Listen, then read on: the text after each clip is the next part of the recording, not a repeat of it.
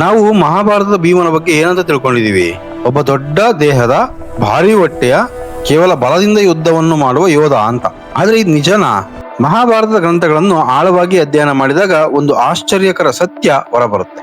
ಭೀಮ ಕೇವಲ ಬಲಶಾಲಿ ಯೋಧನಲ್ಲ, ಅವನು ಅತ್ಯಂತ ಬುದ್ಧಿವಂತ ತಂತ್ರಜ್ಞ, ಅನ್ಯಾಯದ ವಿರುದ್ಧ ಧೈರ್ಯವಾಗಿ ನಿಂತ ಯೋಧ ಮತ್ತು ಧರ್ಮದ ನಿಜವಾದ ಅರ್ಥವನ್ನು ಅರಿತ ವ್ಯಕ್ತಿ. ಈ ವಿಡಿಯೋದಲ್ಲಿ ನಾವು ತಿಳಿಯಲಿರುವುದು ಭೀಮನ ಬಗ್ಗೆ ಇತಿಹಾಸದಲ್ಲಿ ಮರೆಯಾದ ಅತ್ಯಂತ ಆಶ್ಚರ್ಯಕರ ಸತ್ಯಗಳನ್ನ ಮತ್ತು ಮುಖ್ಯವಾಗಿ ಹಿಂದಿನ ಯುವಜನತೆ ಭೀಮನಿಂದ ಏನು ಕಲಿಯಬಹುದು.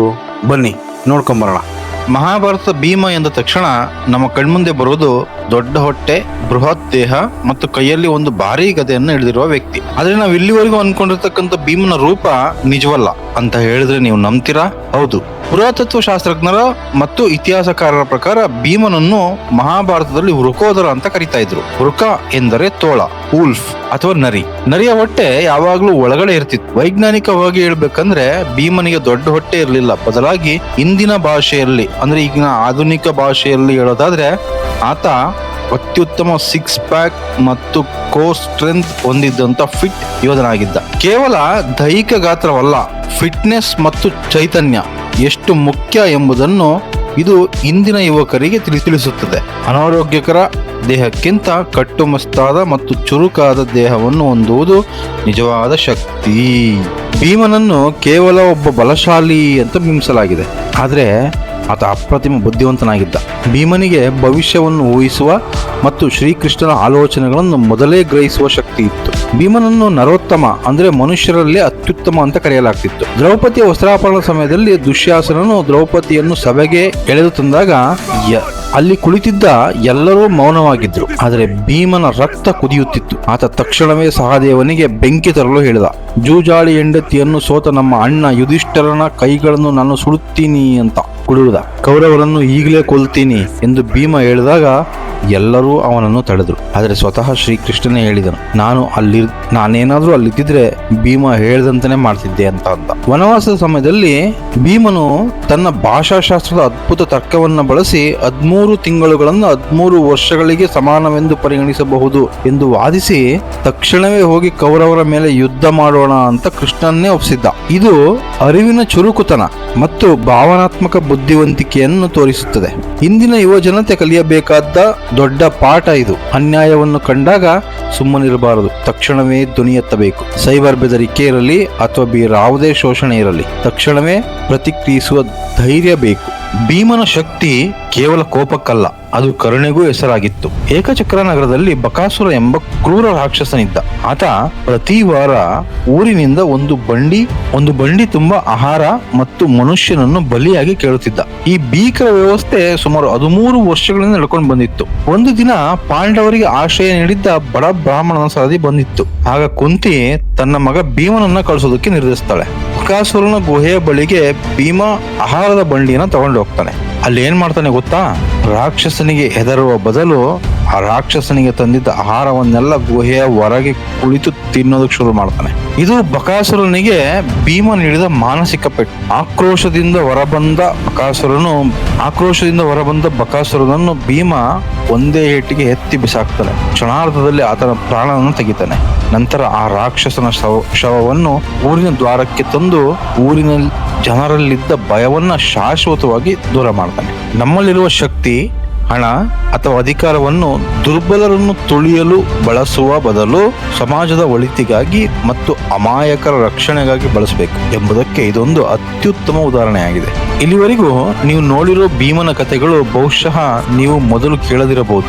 ಭೀಮ ಕೇವಲ ಬಲಶಾಲಿ ಯೋಧನಲ್ಲ, ಅವನು ಸಮಾಜಕ್ಕಾಗಿ ಹೋರಾಡಿದ ರಕ್ಷಕ. ಈ ರೀತಿಯ ಮಹಾಭಾರತದ ಮರೆಯಾದ ಸತ್ಯಗಳನ್ನು ತಿಳಿದುಕೊಳ್ಳಲು ನಿಮಗೆ ಆಸಕ್ತಿ ಇದ್ರೆ ಈಗಲೇ ಈ ವಿಡಿಯೋಗೆ ಲೈಕ್ ಮಾಡಿ ಮತ್ತು ನಮ್ಮ ಚಾನಲ್ ಅನ್ನ ಸಬ್ಸ್ಕ್ರೈಬ್ ಮಾಡೋದನ್ನ ಮರಿಬೇಡಿ. ಯಾರೆಲ್ಲ ಸಬ್ಸ್ಕ್ರೈಬ್ ಮಾಡಿಕೊಂಡು ಈ ವಿಡಿಯೋ ನೋಡ್ತಿದ್ದೀರಾ, ಥ್ಯಾಂಕ್ ಯು ಸೋ ಮಚ್. ಇನ್ನು ಯಾರೆಲ್ಲ ಸಬ್ಸ್ಕ್ರೈಬ್ ಮಾಡ್ಕೊಂಡಿಲ್ಲ, ಈಗಲೇ ಸಬ್ಸ್ಕ್ರೈಬ್ ಮಾಡಿಕೊಂಡು ಬೆಲ್ ಐಕಾನ್ನ ಆನ್ ಅಲ್ಲಿ ಇಟ್ಕೊಳ್ಳಿ. ಯಾಕಂದ್ರೆ ಮುಂದೆ ಬರ್ತಕ್ಕಂಥ ವಿಡಿಯೋಗಳು ನಿಮ್ಮ ಮೊಬೈಲ್ಗೆ ನೋಟಿಫಿಕೇಶನ್ ಮುಖಾಂತರ ಫಸ್ಟ್ ಬರುತ್ತೆ. ನೀವೇ ಫಸ್ಟ್ ಈ ವಿಡಿಯೋ ನೋಡೋದಕ್ಕೆ ಸಪೋರ್ಟ್ ಆಗುತ್ತೆ. ಹಾಗಾದ್ರೆ ಕಥೆ ಹೋಗೋಣವಾ? ಭೀಮನು ಅತ್ಯುತ್ತಮ ಕುಟುಂಬಸ್ಥನಾಗಿದ್ದ. ಆತನಿಗೆ ದ್ರೌಪದಿಯ ಮಗ ಸುತಸೋಮ, ರಾಕ್ಷಸ ರಾಜಕುಮಾರಿ ಹಿಡಂಬಿ ಮಗ ಘಟೋತ್ಕಚ ಮತ್ತು ಕಾಶಿಯ ರಾಜಕುಮಾರಿ ಜಲಾಂಧರ, ಮಗ ಸರ್ವಗ ಎಂಬ 3 ಪತ್ನಿಯರಿದ್ದರು.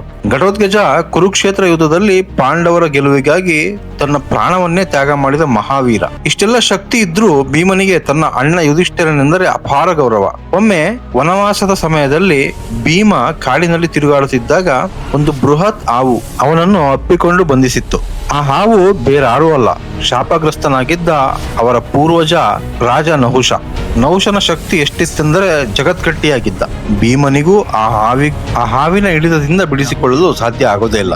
ಆಗ ಅಲ್ಲಿಗೆ ಬಂದ ಯುಧಿಷ್ಠಿರನು ನಹುಷನು ಕೇಳಿದ ಧರ್ಮ, ಸತ್ಯ, ಕರುಣೆ, ಉತ್ತಮ ನಡತೆಯ ಬಗೆಗಿನ ಕಠಿಣ ಪ್ರಶ್ನೆಗಳಿಗೆ ಸರಿಯಾದ ಉತ್ತರಗಳನ್ನು ನೀಡುವ ಮೂಲಕ ಭೀಮನನ್ನು ರಕ್ಷಿಸ್ತಾನೆ. ಇದು ಮಾನವನ ಮಿತಿಗಳನ್ನು, ಹ್ಯೂಮನ್ ಲಿಮಿಟೇಷನ್ ತೋರಿಸುತ್ತದೆ. ಕೇವಲ ದೈಹಿಕ ಶಕ್ತಿ ಎಲ್ಲದಕ್ಕೂ ಪರಿಹಾರವಲ್ಲ. ಎಷ್ಟೇ ಬಲಶಾಲಿಯಾಗಿದ್ದರೂ ಜ್ಞಾನ, ಬುದ್ಧಿವಂತಿಕೆ ಮತ್ತು ಶಾಂತ ಸ್ವಭಾವ ನಮ್ಮನ್ನು ದೊಡ್ಡ ಅಪಾಯಗಳಿಂದ ಪಾರು ಮಾಡುತ್ತೆ. ಕುರುಕ್ಷೇತ್ರ ಯುದ್ಧದ ನಂತರ ಯುಧಿಷ್ಠಿರನು ಮಹಾರಾಜನಾಗುತ್ತಾನೆ, ಭೀಮ ಯುವರಾಜನಾಗುತ್ತಾನೆ. ಒಂದು ದಿನ ಅರಮನೆಯಲ್ಲಿ ಬಂದ ಬಡ ಬ್ರಾಹ್ಮಣನೊಬ್ಬ ತನ್ನ ಮಗಳ ಮದುವೆಗೆ ಹಣದ ಸಹಾಯವನ್ನ ಕೇಳ್ತಾನೆ. ಆಗ ಯುಧಿಷ್ಠಿರನು ಇಂದು ಹೋಗಿ ನಾಳೆ ಬಾ, ಹಣ ನೀಡುತ್ತೇನೆ ಅಂತ ಹೇಳ್ತಾನೆ. ಇದನ್ನು ಗಮನಿಸಿದ ಭೀಮನು ಬ್ರಾಹ್ಮಣನನ್ನು ಕರೆದು ತನ್ನ ಬಳಿ ಇದ್ದ ಅತ್ಯಮೂಲ್ಯವಾದ ಚಿನ್ನದ ಕಂಕಣವನ್ನು ತಕ್ಷಣವೇ ನೀಡಿ ಕಳಿಸುತ್ತಾನೆ. ನಂತರ ಭೀಮನು ಅರಮನೆಯ ನಗಾರಿಯನ್ನು ಜೋರಾಗಿ ಬಾರಿಸಲು ಶುರು ಮಾಡ್ತಾನೆ. ಗಾಬರಿಯಾದ ಯುಧಿಷ್ಠಿರನು ಯಾಕೆ ನಗಾರಿ ಬಾರಿಸುತ್ತಿರುವೆ ಅಂತ ಕೇಳ್ತಾನೆ. ಭೀಮನು ನಗುತ್ತಾ ಹೇಳ್ತಾನೆ, ಅಣ್ಣ, ನೀನು ನಾಳೆವರೆಗೂ ಬದುಕಿರ್ತೀನಿ ಎಂಬ ಖಚಿತತೆ ಇದೆಯಲ್ಲ, ಅದಕ್ಕೋಸ್ಕರ, ಆ ಸಂತೋಷಕ್ಕೋಸ್ಕರ ನಾನು ಬಾರಿಸ್ತಾ ಇದ್ದೀನಿ ಅಂತಾನೆ.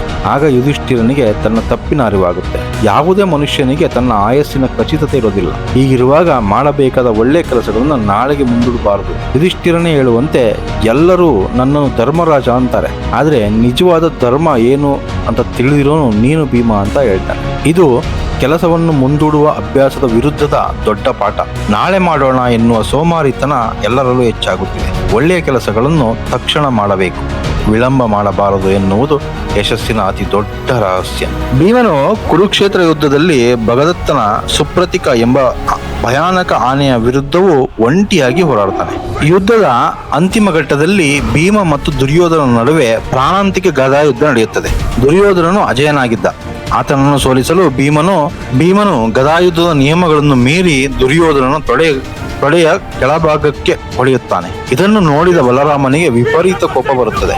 ಆದರೆ ಶ್ರೀಕೃಷ್ಣನು ಭೀಮನನ್ನು ಬೆಂಬಲಿಸುತ್ತಾನೆ. ಕೃಷ್ಣನ ಪ್ರಕಾರ ವರ್ಷಗಳ ಕಾಲ ದ್ರೌಪದಿಗೆ ಮತ್ತು ಪಾಂಡವರಿಗೆ ಅನ್ಯಾಯ ಮಾಡಿದ ಕೌರವರ ವಿರುದ್ಧ ಈಗ ಧರ್ಮ ಮತ್ತು ಅಧರ್ಮದ ಬಗ್ಗೆ ಮಾತನಾಡುವ ಸಮಯ ಮೀರಿ ಹೋಗಿದೆ ಅಂತ. ಕೆಲವೊಮ್ಮೆ ಸಮಾಜದ ದೊಡ್ಡ ಒಳಿತಿಗಾಗಿ ಮತ್ತು ನ್ಯಾಯವನ್ನು ಸ್ಥಾಪಿಸಲು ಹಳೆಯ ಮತ್ತು ನಿಷ್ಪ್ರಯೋಜಕ ನಿಯಮಗಳನ್ನು ಮುರಿಯಬೇಕಾಗುತ್ತದೆ. ಅನ್ಯಾಯಗಾರರ ಮುಂದೆ ಕುರುಡು ನಿಯಮಗಳಿಗಿಂತ ನೈತಿಕತೆಯೇ ಮುಖ್ಯವಾಗಿರುತ್ತದೆ.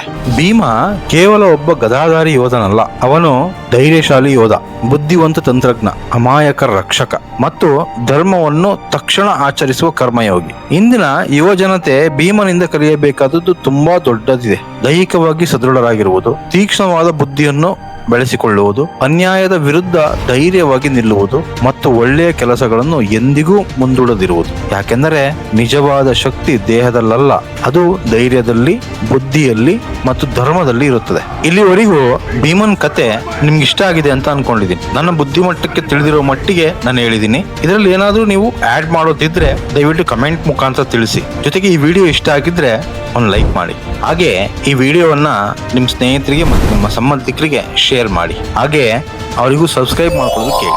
ಯಾರೆಲ್ಲ ಈ ವಿಡಿಯೋನ ಸಬ್ಸ್ಕ್ರೈಬ್ ಮಾಡ್ಕೊಂಡು ನೋಡ್ತಿದ್ದೀರಾ, ನಿಮ್ಮೆಲ್ಲರಿಗೂ ಥ್ಯಾಂಕ್ ಯು ಸೋ ಮಚ್. ಜೊತೆಗೆ ಇನ್ನು ಯಾರೆಲ್ಲ ಸಬ್ಸ್ಕ್ರೈಬ್ ಮಾಡ್ಕೊಂಡಿಲ್ಲ, ಈಗಲೇ ಸಬ್ಸ್ಕ್ರೈಬ್ ಮಾಡ್ಕೊಂಡು ನಮ್ಮ ಈ ಫ್ಯಾಮಿಲಿಲಿ ಒಬ್ರು ಆಗ್ರಿ ಅಂತ ಹೇಳ್ತಾ, ಜೊತೆಗೆ ನಿಮಗೆ ಮಹಾಭಾರತದಲ್ಲಿ ಇಷ್ಟ ಆಗಿರೋ ಯೋಧ ಯಾರು ಅನ್ನೋದನ್ನ ಕಮೆಂಟ್ ಬಾಕ್ಸ್ ನಲ್ಲಿ ಮೆನ್ಷನ್ ಮಾಡಿ ಅಂತ ಹೇಳ್ತಾ, ಇಲ್ಲಿ ತನಕ ಈ ವಿಡಿಯೋ ನೋಡೋದಕ್ಕೆ ನಿಮ್ಮೆಲ್ಲರಿಗೂ ಹೃದಯಪೂರ್ವಕ ಧನ್ಯವಾದಗಳನ್ನ ತಿಳಿಸ್ತಾ ಈ ವಿಡಿಯೋನ ಇಲ್ಲಿ ಕಂಪ್ಲೀಟ್ ಮಾಡ್ತಾ ಇದೀವಿ. ಸಿಗೋಣ ಮುಂದಿನ ವಿಡಿಯೋದಲ್ಲಿ. Thank you so much.